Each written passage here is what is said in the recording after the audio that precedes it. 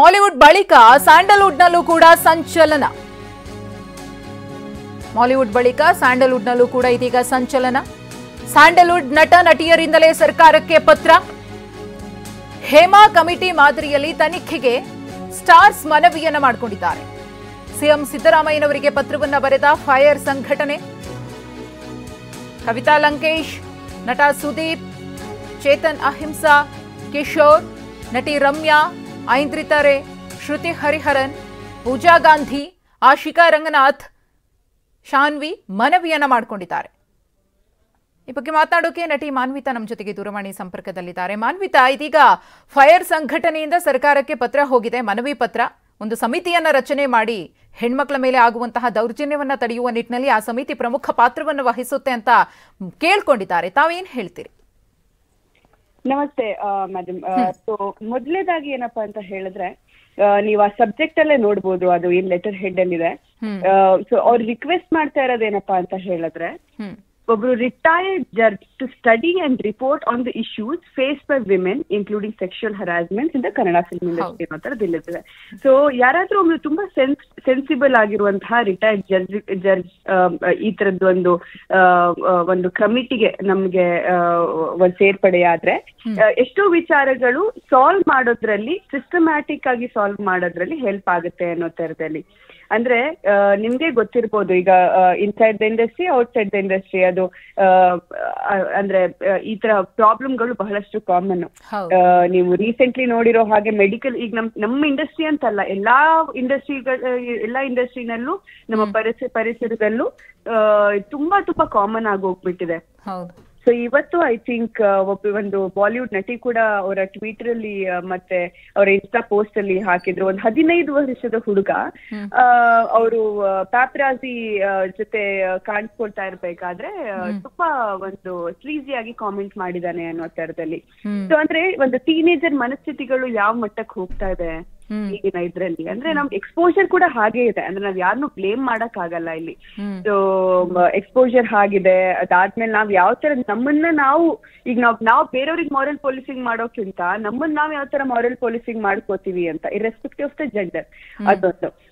ಅದಾದ್ಮೇಲೆ ಈ ತರದೊಂದು ಸಿಸ್ಟಮ್ಯಾಟಿಕ್ ಆಗಿರುವಂತಹ ಒಂದು ಕಮಿಟಿ ರಚನೆ ಆದಾಗ ಅದಕ್ಕೆ ಒಬ್ರು ಹೆಡ್ ಅಂತ ಹೇಳಿ ಅಥವಾ ಒಬ್ರು ಅದನ್ನ ನೋಡ್ಕೊಳ್ಳೋ ತರದಲ್ಲಿ ಅಥವಾ ಅದ್ರ ಇನ್ಚಾರ್ಜ್ ತಗೊಂಡು ಒಂದು ನ್ಯಾಯ ಕೊಡಿಸೋದ್ರಲ್ಲಿ ಒಬ್ರು ರಿಟೈರ್ಡ್ ಜಡ್ಜ್ ಇದ್ರೆ ಎಷ್ಟೋ ವಿಚಾರಗಳು ಸುಲಲಿತವಾಗಿ ಸಾಲ್ವ್ ಆಗುತ್ತೆ ಅನ್ನೋ ನಿಟ್ಟಿನಲ್ಲಿ. ಈಗ ಸಿನಿ ಕ್ಷೇತ್ರ ಅಂತ ಅಲ್ಲ, ಎಲ್ಲಾ ಕ್ಷೇತ್ರಗಳಲ್ಲೂ ಕೂಡ ಒಂದಷ್ಟು ಮಂದಿ ಇರ್ತಾರೆ, ಅವರ ಮೆಂಟಾಲಿಟಿಯನ್ನ ನಾವು ಹೇಳೋದಕ್ಕಾಗೋದಿಲ್ಲ. ಹೆಣ್ಮಕ್ಳನ್ನ ಭೋಗದ ವಸ್ತುಗಳು ಅಂತಾನೆ ತಿಳ್ಕೊಂಡಿರ್ತಾರೆ.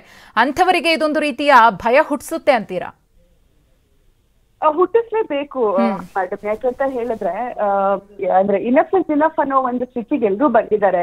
ಅಂಡ್ ಒಂದ್ ಖುಷಿ ಏನಂತ ಹೇಳಿದ್ರೆ, ಗಂಡ್ ಮಕ್ಳು ಅಂದ್ರೆ ತುಂಬಾ ಸೆನ್ಸಿಬಲ್ ಆಗಿರೋ ಗಂಡ್ ಮಕ್ಳು ಕೂಡ ನಮ್ಗೆ ಸಪೋರ್ಟಿಗೆ ನಿಂತಿದ್ದಾರೆ. ಇವತ್ತು ದೊಡ್ಡ ಸ್ಟಾರ್ಸ್ ಗಳು ಇವತ್ತು ನಮ್ಗೆ ಸಪೋರ್ಟಿಗೆ ನಿಂತಿದ್ದಾರೆ. ಯಾಕಂದ್ರೆ ಅವ್ರಿಗೂ ಹೆಣ್ಮಕ್ಳಿದ್ದಾರೆ, ಅವರು ಕೂಡ ಸುತ್ತಮುತ್ತಲಿನಲ್ಲಿ ನಡೆಯುವಂತಹ ಎಲ್ಲಾ ಘಟನೆಗಳನ್ನ ನೋಡ್ತಾರೆ. ದೇ ಆರ್ ಅವೇರ್ ಆಫ್ ಒಬಿಟಿ ಅಲ್ವಾ? ಸೊ ನಮ್ಗೆ ಗಂಡ್ ಮಕ್ಳ ಕಡೆಯಿಂದ ಕೂಡ ಇಷ್ಟು ಒಳ್ಳೆ ನಮ್ಗೆ ಸಪೋರ್ಟ್ ಸಿಗ್ತಾ ಇರೋದು ತುಂಬಾ ಖುಷಿ ವಿಚಾರನೆ. ಅಂದ್ರೆ ನೀವು ಇದ್ರಲ್ಲಿ ನೋಡಿರ್ಬೋದು ಯಾರ್ಯಾರು ಸೈನ್ ಹಾಕಿದ್ದಾರೆ ಅನ್ನೋದು, ಅಥವಾ ಯಾರ್ಯಾರ ಸಪೋರ್ಟ್ ಸಿಗ್ತಾ ಇದೆ ಅನ್ನೋ ತರದಲ್ಲಿ.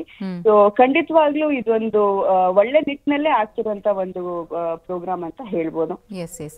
ಇವಾಗ ನಾವು ಮೀಟು ಪ್ರಕರಣ ಸದ್ದು ಮಾಡಿದಾಗ್ಲೂ ಕೂಡ ನೋಡಿದ್ವಿ ಯಾವ ರೀತಿಯಾಗಿ ಒಂದಷ್ಟು ಸೃಷ್ಟಿ ಆಯ್ತು, ವಿವಾದಗಳಾಯ್ತು ಅನ್ನೋದನ್ನ.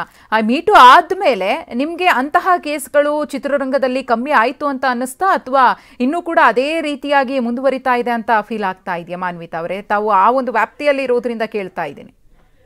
ಎಷ್ಟೋ ವಿಷಯಗಳೇನು ಅಂತ ಹೇಳಿದ್ರೆ, ಯಾರಾದ್ರೂ ತುಂಬಾ ಓಕಲ್ ಆಗಿದ್ದಾಗ, ಅಂದ್ರೆ ಅವರ ಒಪಿನಿಯನ್ಗಳನ್ನ ತುಂಬಾ ಓಕಲ್ ಆಗಿ ಯಾವುದೇ ರೀತಿಯಲ್ಲಿ ಎಕ್ಸ್ಪ್ರೆಸ್ ಮಾಡಿದಾಗ ಎಷ್ಟೋ ರೀತಿನಲ್ಲಿ ಅವ್ರಿಗೆ ಆಪರ್ಚುನಿಟೀಸ್ಗಳಾಗ್ಲಿ ಅಥವಾ ಅವ್ರಿಗೆ ಅಂದ್ರೆ ಸಿಗೋ ಮನ್ನಣೆಗಳು ಸಿಗೋದಿಲ್ಲ ಅನ್ನೋ ತರದಲ್ಲಿ ಅವ್ರನ್ನ ನೋಡೋ ದೃಷ್ಟಿನೇ ಬೇರೆ ಆಗುತ್ತೆ. ಇವಳು ತುಂಬಾ ಓಪನ್ ಆಗಿ ಮಾತಾಡ್ತಾಳೆ ಅಥವಾ ಅವ್ರು ಓಪನ್ ಆಗಿ ಮಾತಾಡ್ತಾರೆ ಅನ್ನೋ ತರದಲ್ಲಿ ಬರ್ತಾರೆ. ಸೊ ನೀವು ಕೇಳ್ಬೋದು, ಅಂದ್ರೆ ನಾನು ಎಷ್ಟೋ ವರ್ಷಗಳು ಅಂದ್ರೆ ನನ್ನ ಸ್ಟಡೀಸ್ ಅಲ್ಲಿ ಅಥವಾ ನನ್ನದೇ ಒಂದು ಬೇರೆ ಗುಂಪಿನಲ್ಲಿ ನಾನು ಬ್ಯುಸಿ ಆಗಿರ್ತೀನಿ, ನಾನು ಜಾಸ್ತಿ ಅಂತ ಹೇಳಿದ್ರೆ ನಾನು ಇಂಡಸ್ಟ್ರಿ ಅಂತ ಹೇಳ್ಬಿಟ್ಟು ಒಬ್ಬಿಸಿ ನನಗೆ ಒಂದು ಒಲವಿದೆ, ಆರ್ಟ್ ಅಂತ ಹೇಳಿದ್ರೆ ಪ್ರೀತಿ ಇದೆ, ಸಿನಿಮಾನ ಉಸಿರು ಅಂದ್ರೆ ಒಳ್ಳೊಳ್ಳೆ ಸಿನಿಮಾಗಳು ಮಾಡ್ಬೇಕು ಎಲ್ಲ. ಬಟ್ ಅದೊಂದು ಒಳಗೆ ಬಂದ್ಬಿಡುತ್ತೆ, ಒಂದು ಭಯ ಅನ್ನೋದು ಬಂದ್ಬಿಡುತ್ತೆ. ನಾವ್ ಎಲ್ಲಿ ಏನಾದ್ರು ವಿಷಯದ ಬಗ್ಗೆ ಎಕ್ಸ್ಪ್ರೆಸ್ ಮಾಡಿದ್ರೆ ಎಲ್ಲಿ ನಮ್ಗೆ ಆಪರ್ಚುನಿಟೀಸ್ಗಳು ಕಟ್ ಆಗ್ಬಿಡುತ್ತೋ, ಅಥವಾ ನಮ್ಮನ್ನ ಆ ಸರ್ಕಲ್ ಒಳಗೆ ಸೇರಿಸ್ತಾರೋ ಇಲ್ವೋ, ಈ ತರ ಭಯಗಳಲ್ಲಿ ಎಷ್ಟೋ ಜನ ಎಷ್ಟೋ ಎಕ್ಸ್ಪ್ರೆಸ್ ಮಾಡಕ್ಕೂ ಹೋಗಲ್ಲ ಏನು. ಸೊ ಆ ತರದ್ದು. ಅಂಡ್ ಇಲ್ಲಿ ಜೆಂಡರ್ ರೋಲ್ಸ್ ಗಳು ತುಂಬಾ ಚೇಂಜ್ ಆಗ್ಬೇಕು ಮ್ಯಾಮ್. ಅಂದ್ರೆ ಅಂತ ಹೇಳಿದ್ರೆ ಇವತ್ತು ಗಂಡ್ ಮಕ್ಳಿಗೆ ಎಷ್ಟು ಫ್ರೀಡಮ್ ಇರುತ್ತೆ ಅಂದ್ರೆ ಎಷ್ಟೇ ಹೊತ್ತಲ್ಲಿ ಹೋಗಿ ಬರೋದು ಆ ತರದ್ದೆಲ್ಲ. ಸೊ ಹೆಣ್ಮಕ್ಳು ಕೂಡ ಆರ್ಟ್ ಅಂತ ಒಂದು ಇದು ಬಂದಾಗ ಈಗ ನಮಗೂ ಕೂಡ, ಈಗ ನೀವು ಜರ್ನಲಿಸಂ ಫೀಲ್ಡ್ ಅಲ್ಲೇ ಇರೋದ್ರಿಂದ, ನಾನು ಒಂದು ಜರ್ನಲಿಸಂ ಓದಿರೋದ್ರಿಂದ ನಿಮಗೆ ರಿಲೇಟ್ ಆಗುತ್ತೆ ಅಂತ ಅನ್ಕೊಂತೀನಿ. ಈಗ ನಿಮಗೆ ಅಂದ್ರೆ ನಿಮ್ಮ ಮೇಲ್ ಆಂಕರ್ಸ್ ಗಳಿಗೆ ಎಷ್ಟು ಪ್ರಾಮುಖ್ಯತೆಗಳು ಸಿಗ್ತಾ ಇರುತ್ತೋ ಅಷ್ಟೇ ಪ್ರಾಮುಖ್ಯತೆ ನಿಮ್ಮ ಫೀಮೇಲ್ ಆಂಕರ್ಸ್ ಬೇಕು ಅನ್ನೋ ತರದಲ್ಲಿ ನಿಮ್ಗೂ ಇರುತ್ತೆ. ಸೊ ಅದೇ ತರದಲ್ಲಿ ನಮ್ಮ ಇಂಡಸ್ಟ್ರಿನಲ್ಲೂ ಹಾಗೆ ಮೇಲ್ ಆಕ್ಟರ್ಸ್ ಗಳಿಗೆ ಎಷ್ಟು ಪ್ರಾಮಿನೆನ್ಸ್ ಸಿಗುತ್ತೋ ಅದೇ ತರ ಫೀಮೇಲ್ ಆಕ್ಟರ್ಸ್ ಗಳಿಗೂ ಪ್ರಾಮಿನೆನ್ಸ್ ಸಿಗ್ಬೇಕು. ಫೀಮೇಲ್ ಟೆಕ್ನಿಷಿಯನ್ಸ್ ಗಳು ಹೊರಗಡೆ ಬರ್ಬೇಕು, ಧೈರ್ಯವಾಗಿ ಒಂದು ಫೀಮೇಲ್ ಡೈರೆಕ್ಟರ್ಸ್ ಗಳು ಹೊರಗಡೆ ಬಂದು ಸಿನಿಮಾಗಳು ಮಾಡ್ಬೇಕು. ಅಂದ್ರೆ ಒಂದು ಡೈರೆಕ್ಟರ್ ರೋಲ್ ಅಂತ ಹೇಳಿದ್ರೆ ಸುಲಭ ಇರಲ್ಲ.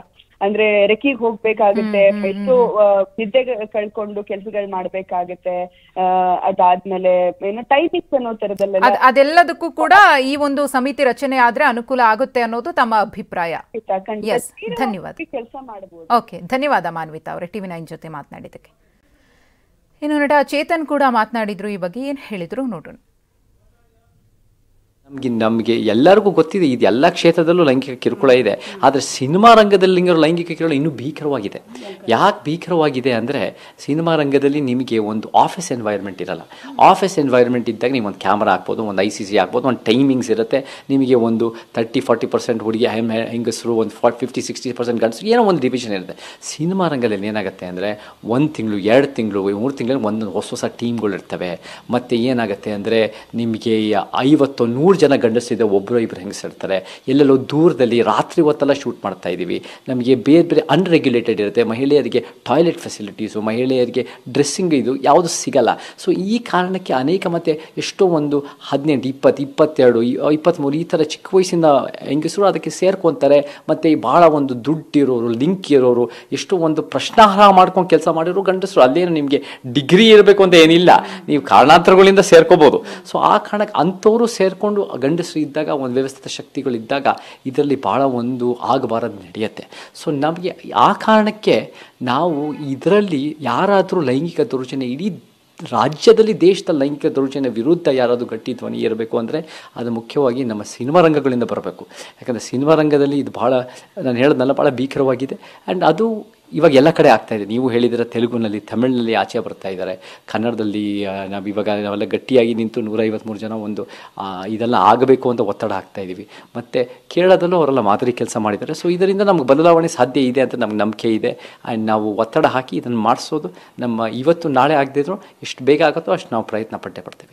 ಮಲಯಾಳಂನಲ್ಲೂ ಭಾಳ ಆಕ್ರೋಶ ನಡೀತಾ ಇತ್ತು ಅನೇಕ ಕಾರಣಗಳಿಂದ. ನಾವು ಫೈರ್ ಆದಮೇಲೆ ಅವರು WCC ಅಂತ ಶುರು ಮಾಡಿದ್ರು. ಅವರು ಕೂಡ ಒಂದು ಲಿಂಗ ಸಮಾನತೆ ಬಗ್ಗೆ ಕಾಳಜಿ ಇರೋರು ಅನೇಕರು ಅಲ್ಲ ಇದ್ದಾರೆ ಭಾಳ. ಆಮೇಲೆ ಸರ್ಕಾರದ ಮೇಲೆ ಒತ್ತಡ ಹಾಕಿದ್ರು.